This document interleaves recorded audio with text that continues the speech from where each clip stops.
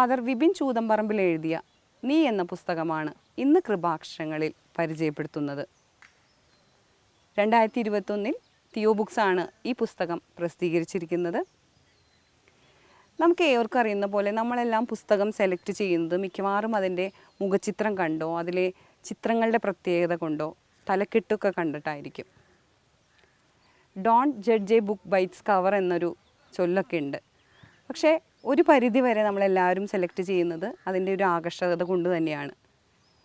എൻ്റെ കൈകളിലേക്കും ഈ പുസ്തകം എത്തിയത് ഈ പുസ്തകത്തിൻ്റെ നിറത്തിൻ്റെ പ്രത്യേകതയും അതുപോലെ തന്നെ ഇതിൻ്റെ തലക്കെട്ട് എഴുതിയ ശൈലിയും തലക്കെട്ടും എല്ലാം ഈ പുസ്തകത്തിന് ഒരു ആകർഷകത കൊണ്ടുവന്നിട്ടുണ്ട്. മഞ്ഞ കളറിലെ കറുപ്പ് നിറത്തിൽ നീ എന്ന് ഒരു പ്രത്യേക ആകൃതിയാണ് ഇതിൻ്റെ ടൈറ്റിൽ എഴുതിയിരിക്കുന്നത്. അതിൻ്റെ കൂട്ടത്തിൽ അതിൻ്റെ സബ് ടൈറ്റിൽ ഇങ്ങനെയാണ്, ഞാൻ ഇനിയും അറിയേണ്ട ഒരാൾ. അതിനുശേഷം ഒരു വ്യക്തി തൻ്റെ ചുമലിൽ ഒരു കൊട്ട പിടിച്ച് അതിൽ കളർ പുല്ലുകളുമായിട്ട് യാത്ര ചെയ്യുന്ന ഒരു ചിത്രമാണ് കൊടുത്തിരിക്കുന്നത്. എനിക്ക് തോന്നുന്നു ജീവിതത്തിലെ പല നിറങ്ങൾ പേറി നടന്നു പോകുന്ന നമ്മളെ ഓരോരുത്തരെയും, ഈ വായനക്കാരായ ഓരോരുത്തരെയുമാണ് ഈ വ്യക്തി സൂചിപ്പിക്കുന്നതെന്ന് തോന്നുമാറാണ് ഇതിൻ്റെ മുഖചിത്രം ഒരുക്കിയിരിക്കുന്നത്. ഈ മനോഹരമായ ഈ മുഖചിത്രത്തിൽ ഒരുപാട് വചനങ്ങളും അനുഭവങ്ങളുമായിട്ട് വിപിനച്ചൻ ഓരോ വായനക്കാരെയും കാത്തിരിക്കുകയാണ്. ഒരുപക്ഷെ നമ്മളെല്ലാവരും ഒരു പുസ്തകം സെലക്ട് ചെയ്യുന്നത് അതിൻ്റെ മുഖചിത്രം കണ്ടോ അതിൻ്റെ നിറങ്ങൾ കണ്ടോ ഒക്കെയാണ്. പിന്നീടാണ് അതിൻ്റെ ഉള്ളടക്കത്തിലേക്കും ആശയങ്ങളിലേക്കൊക്കെ നമ്മൾ സഞ്ചരിക്കുന്നത്. പുസ്തകം തുറക്കുമ്പോൾ നമ്മൾ ആദ്യം കാണുന്നത് സമർപ്പണമാണ്. കന്യകാമറിയത്തിനെ ഔസേപ്പിതാവിന് അങ്ങനെയാണ് സമർപ്പണം ചെയ്തിരിക്കുന്നത്. അതിനുശേഷം ബിജോ സിൽവേരി എഴുതിയ അവതാരികയാണ്. നീയും ഞാനും എന്നാണ് അവതാരികയ്ക്ക് തലക്കെട്ട് കൊടുത്തിരിക്കുന്നത്. ഈ യാത്ര വിപിൻ ചൂതമ്പറമ്പിൽ എന്ന പുരോഹിതനോടൊപ്പവും വിപിൻ ചൂതമ്പറമ്പിൽ എന്ന എഴുത്തുകാരനോടൊപ്പമാണെന്നുള്ള ഒരു സന്ദേശത്തോടു കൂടിയാണ് അവതാരിക ആരംഭിക്കുന്നത്. നീല എഴുത്തുകാരൻ്റെ എല്ലാ കാഴ്ചകളിലും അനുഭവത്തിൻ്റെ നെരിപ്പോടുണ്ട് എന്നുള്ള ഒരു സന്ദേശവും കൂടി ബിജു സിൽവേരി ഈ അവതാരികയിലൂടെ കൊടുക്കുന്നുണ്ട്. മറ്റു ആത്മീയ പുസ്തകത്തിൽ നിന്നും വ്യത്യസ്തമായിട്ട് ജീവിതാനുഭവങ്ങളിലൂടെ വേദഗ്രന്ഥത്തിലേക്ക് വായനക്കാരെ നയിക്കുന്ന ഒരു വായനാനുഭവമാണ് നീ എന്ന ഈ പുസ്തകം നമുക്ക് നൽകുന്നത്. അതിനുശേഷം പിന്നീട് കാണുന്നത് വരാപ്പുഴ മെത്രാപ്പോലിത്ത മാർ ജോസഫ് കളത്തിപ്പറമ്പിലിൻ്റെ അനുഗ്രഹ സന്ദേശമാണ്. ഞാൻ എന്ന ആദ്യ പുസ്തകത്തിന് ശേഷം നീ എന്ന രണ്ടാമത്തെ പുസ്തകം വിപിനച്ചൻ എഴുതിയിരിക്കുന്നു എന്നറിയൽ എനിക്ക് അതിയായ സന്തോഷം തോന്നുന്നു എന്നുള്ള ഒരു വരികളിലാണ് കളത്തിപ്പറമ്പിൽ പിതാവ് അനുഗ്രഹ സന്ദേശം ആരംഭിക്കുന്നത്. അതുപോലെ തന്നെ 72 അധ്യായങ്ങളുള്ള ഈ പുസ്തകം ക്രിസ്തുവിൻ്റെ 72 ശിഷ്യന്മാർ വചനയാത്ര നടത്തിയതുപോലെ ആണ് എന്നുള്ള ഒരു ഉപമയിലൂടെയാണ് അനുഗ്രഹ സന്ദേശം നീങ്ങുന്നത്.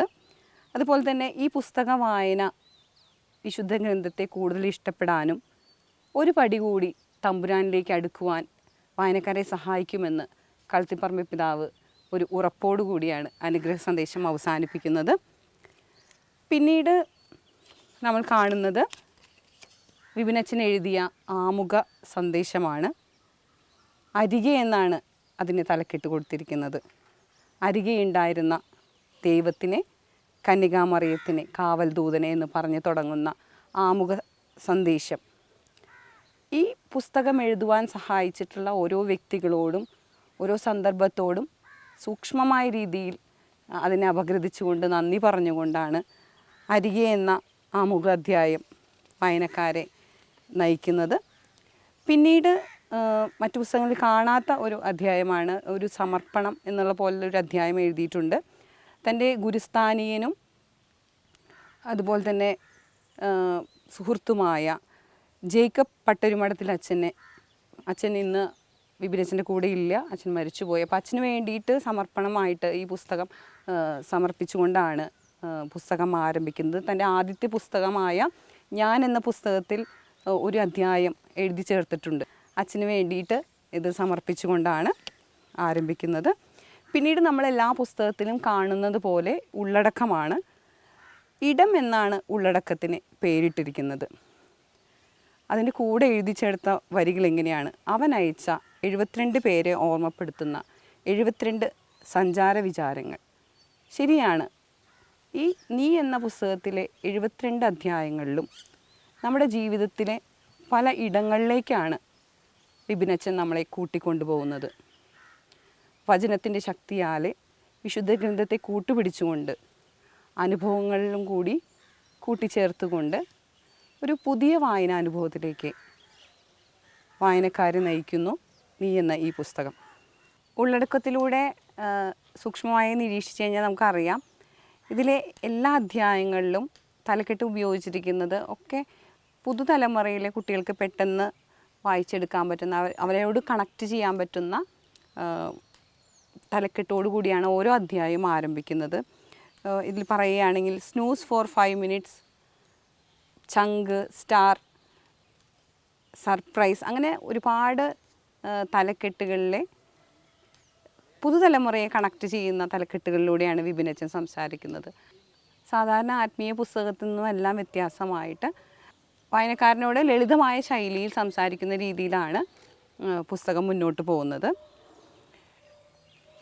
അത് കഴിഞ്ഞ് നമ്മൾ ആദ്യത്തെ അധ്യായത്തിലേക്കാണ് പിന്നീട് പ്രവേശിക്കുന്നത്. നീ എന്നാണ് അധ്യായത്തിൻ്റെ ആദ്യ അധ്യായത്തിന് തന്നെ പേര് കൊടുത്തിരിക്കുന്നത്. ഒരിക്കലും ചിലർക്ക് ഇനി ചിലരെ പഴയ പോലെ സ്നേഹിക്കാനാവില്ലെന്ന് ആ രാവിൽ അവൻ തിരിച്ചറിഞ്ഞു, അവളും എന്ന് പറഞ്ഞ് ഒരു ചെറിയ വാചകത്തിൽ ഒതുക്കിയിരിക്കുകയാണ് ഈ അധ്യായത്തിൻ്റെ ആശയം. പത്രോസ്ലീഹ കർത്താവിനെ തള്ളിപ്പറയുന്ന ആ സന്ദർഭം എടുത്തുകൊണ്ടാണ് ഈ അധ്യായം മുന്നോട്ട് നീങ്ങുന്നതെങ്കിലും വായനക്കാർക്ക് പത്രോസ്ലീഹയുടെ സ്ഥാനത്ത് തങ്ങളെ പ്രതിഷ്ഠിക്കുമ്പോൾ എത്രമാത്രം ദൈവത്തിൽ നിന്ന് നമ്മൾ അകലുന്നു, അല്ലെങ്കിൽ ദൈവത്തെ മറ്റു ചിലരെ കാണുമ്പോൾ നാം ദൈവത്തെ എപ്പോഴൊക്കെ വിട്ടുപോകുന്നു, അങ്ങനെയുള്ള കുറേ ആശയങ്ങൾ കൈമാറിക്കൊണ്ടാണ് ആദ്യ അധ്യായം നീങ്ങുന്നത്. നമ്മൾ ഒരുപാട് തവണ ആവർത്തിച്ച് കേട്ടിട്ടുള്ള സന്ദർഭമാണ് പത്രോസ്ലീഹ കർത്താവിനെ തള്ളിപ്പറയുന്ന ആ രംഗം. ആ സമയത്ത് ക്രിസ്തു പത്രോസ്ലീഹായ്ക്ക് ഒരു നോട്ടം കൊടുക്കുന്നുണ്ട്.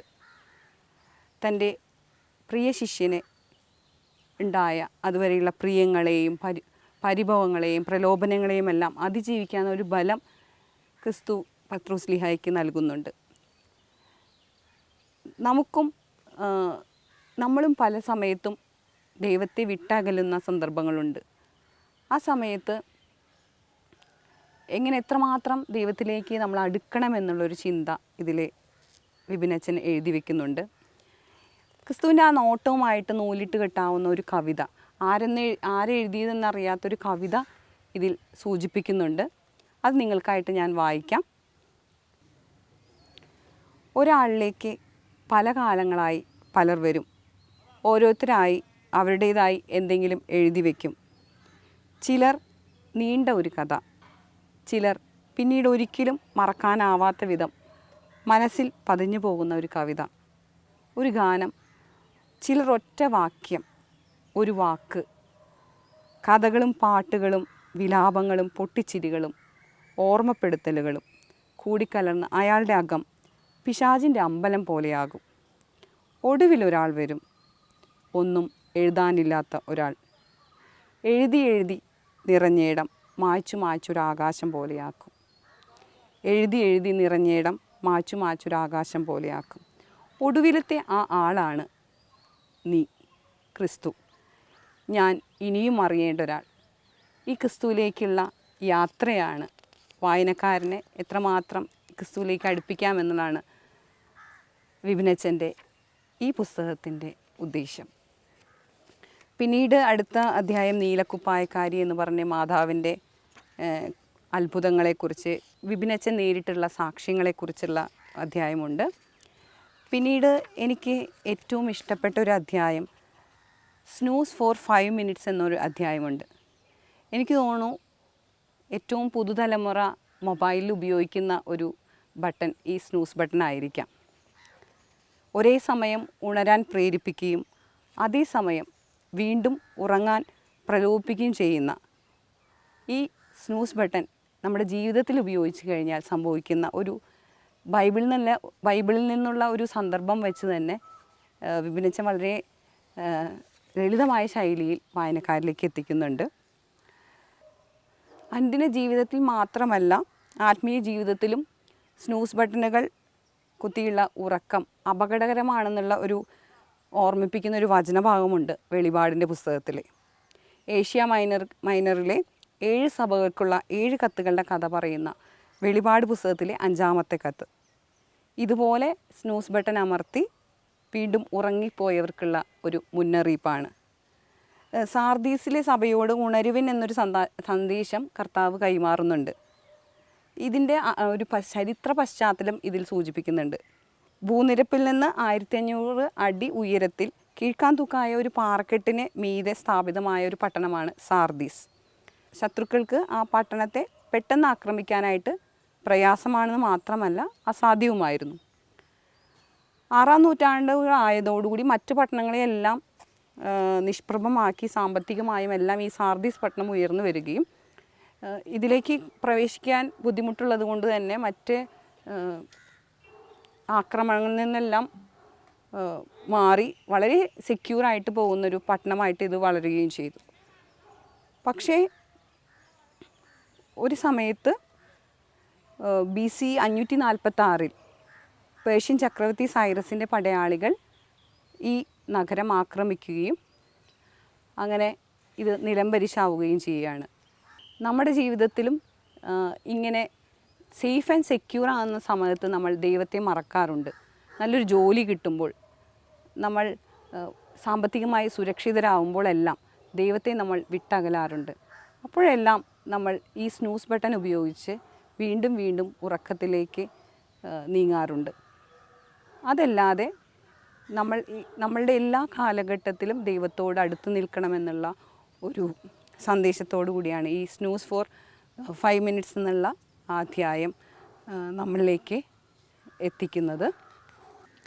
പിന്നീട് എന്നെ സ്വാധീനിച്ച വേറൊരു അധ്യായമാണ് സർപ്രൈസ്. നിൻ്റെ കൊച്ചു കിനാവുകൾ പോലും ദൈവം കവർന്നെടുക്കുമെന്നുള്ള ഒറ്റ വരിയിലാണ് ഈ അധ്യായത്തിനെക്കുറിച്ച് വിപിനച്ചൻ ആദ്യം പങ്കുവയ്ക്കുന്നത്. ഇതിൻ്റെ എല്ലാ അധ്യായങ്ങളിലും നോക്കിക്കഴിഞ്ഞാൽ അറിയാം, അതിനൊരു പ്രത്യേകത എന്ന് വെച്ചാൽ തലക്കെട്ട് കഴിഞ്ഞാൽ ആ തലക്കെട്ടിൽ ശേഷം ആ അധ്യായത്തിനെക്കുറിച്ച് ഒരു ചെറിയ വരി ചേർത്തിട്ടുണ്ടാവും. പിന്നീട് ഒരു ബൈബിളിൽ നിന്നുള്ള ഒരു ഇല്ലുസ്ട്രേഷൻ ഉണ്ട്, അതിനുശേഷം ഒരു ദൈവവചനം. അപ്പോൾ എല്ലാ അധ്യായങ്ങളും ഇതേ പാറ്റേണിൽ തന്നെയാണ് മുന്നോട്ട് പോകുന്നത്. 72 അധ്യായങ്ങൾ കംപ്ലീറ്റ് ചെയ്യുമ്പോൾ 72 വചനങ്ങളിലൂടെ നമ്മൾ സഞ്ചരിക്കുകയും 72 വചനങ്ങളെങ്കിലും നമ്മുടെ ഹൃദയത്തിൽ പതിയുകയും ചെയ്യുമെന്നുള്ളത് ഈ പുസ്തകത്തിൻ്റെ പ്രത്യേകതയാണ്. ഈ സർപ്രൈസ് എന്ന അധ്യായത്തിൽ ചേർത്തിരിക്കുന്നത് നിൻ്റെ കൊച്ചു കിനാവുകൾ പോലും ദൈവം കവർന്നെടുക്കുന്നുള്ളതാണ്. വചനം ചേർത്തിരിക്കുന്നത് ദൈവത്തെ സ്നേഹിക്കുന്നവർക്ക്, അവിടുത്തെ പദ്ധതി അനുസരിച്ച് വിളിക്കപ്പെട്ടവർക്ക് അവിടുന്ന് സകലവും നന്മയ്ക്കായി പരിണമിക്കുന്നുവെന്ന് നമുക്കറിയാമല്ലോ എന്ന റോമക്കാരുടെ ലേഖനം 8-ാം അധ്യായം 28-ാം വചനമാണ്. ഇതിനൊരു അനുഭവം പറഞ്ഞുകൊണ്ടാണ് വിപിനച്ചൻ ഈ അധ്യായം ആരംഭിക്കുന്നത്.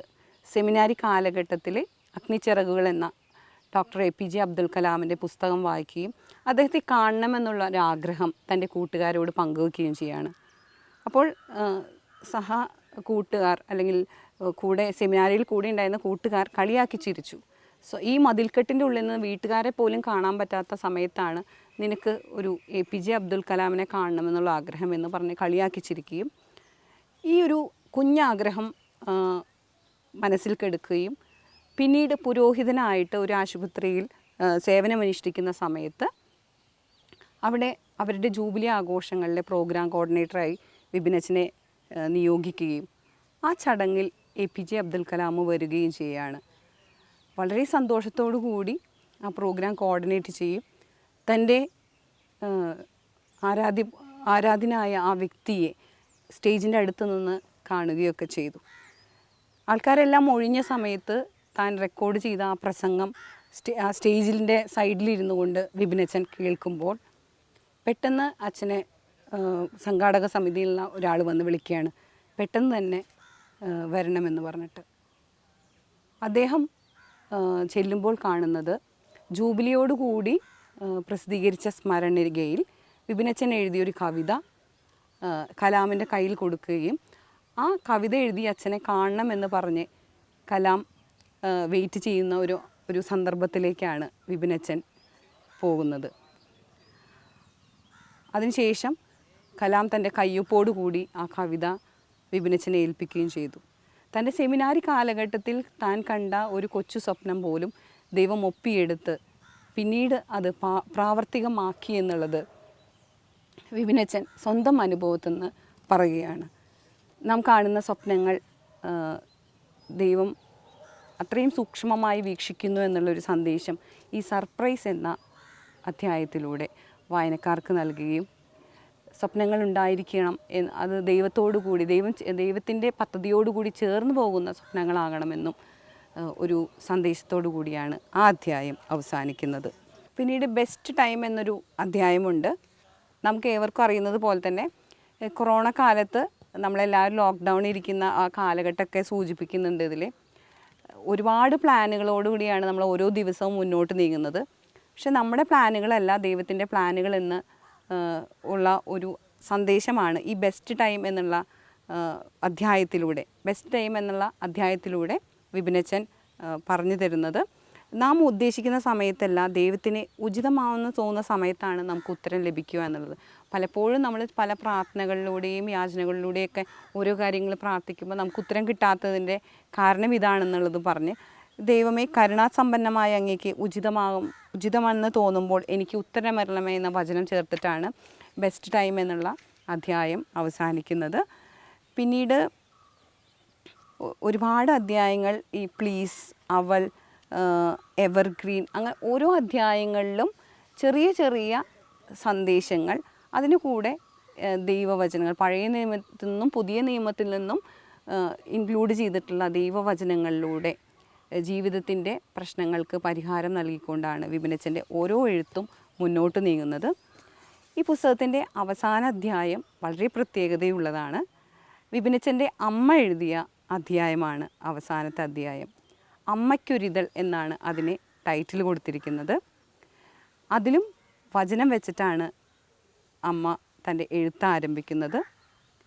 കർത്താവിൻ്റെ സ്നേഹം ഒരിക്കലും അസ്തമിക്കുന്നില്ല, അവിടുത്തെ കാരുണ്യം അവസാനിക്കുന്നില്ല, ഓരോ പ്രഭാതത്തിലും അത് പുതിയതാണെന്ന വചനത്തോടു കൂടി ആരംഭിക്കുകയും അമ്മ എങ്ങനെയാണ് ഈ പുസ്തകം മകൻ ഒരുക്കിയതിനെ കുറിച്ചിട്ടുള്ള ചില വരികളൊക്കെ ചേർത്തിട്ടാണ് ഈ അധ്യായം മുന്നോട്ട് നീങ്ങുന്നത്.